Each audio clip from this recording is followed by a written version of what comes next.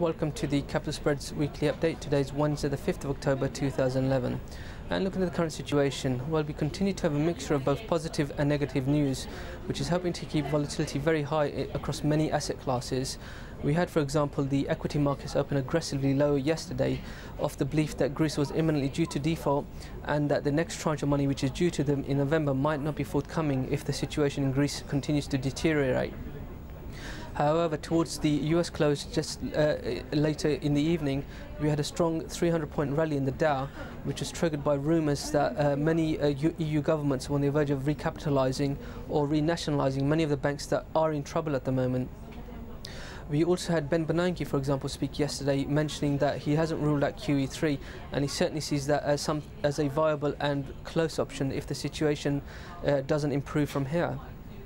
While we also had David Cameron talk, preparing us for worse to come, however, with a positive spin in the belief that we've been through worse and we can certainly get through the current situation and the current problems that we have.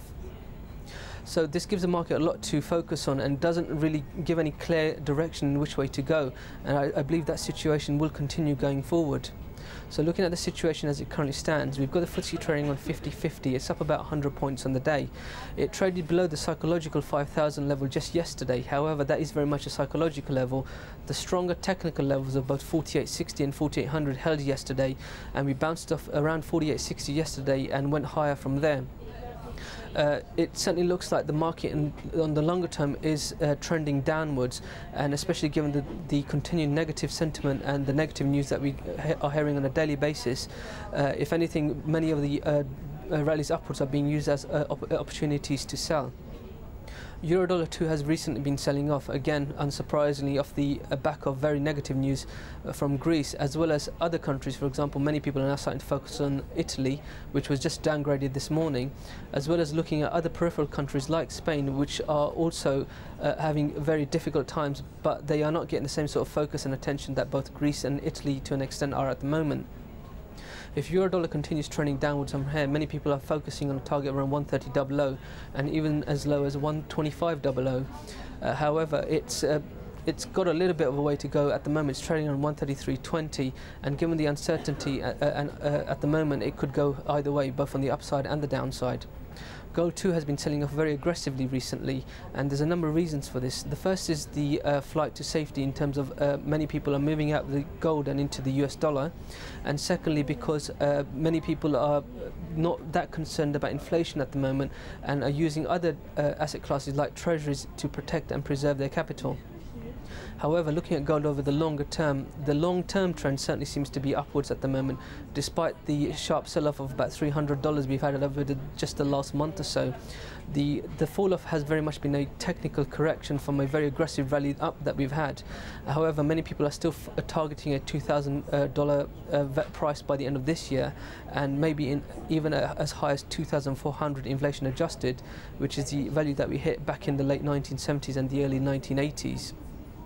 In terms of the week going forward, we have a number of key figures of the next few days or so which can certainly move the market and focus market attention. We have, for example, both Bank of England and ECB rate decisions tomorrow. The Bank of England isn't actually expected to change its rates, whilst the ECB is rumoured to possibly cut its rates, if not in the next meeting, then certainly the one after that. Many people will be watching most closely the non-farm payroll figure coming out of the US on Friday. Now, we had a zero growth job rate out the US the last time around, and another figure like that will certainly lead to the market selling off very aggressively. While looking to next week, we also have the UK PPI coming out on Tuesday, which again could possibly move the markets around a bit. In terms of client activity, many of our clients have been buying into the falls that we've had across most of the asset classes, believing that they have been overdone. So for example, they have been buying into the FTSE, the DAX, the Dow and the S&P. They've also been buying into Eurodollar, as well as maintaining long positions in gold and silver, positions that they've held for many, many months, if not years. In terms of the theme of the week, I would say the theme of the week would be very much the continuing uncertainty as to whether the governments of the world can get together and start bringing some control into the uncertainty and chaos that we seem to be having at the moment.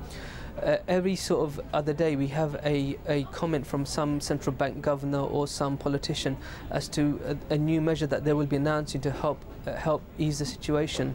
However, nothing seems to be working at the moment, and I certainly don't see that changing, at least in the near term.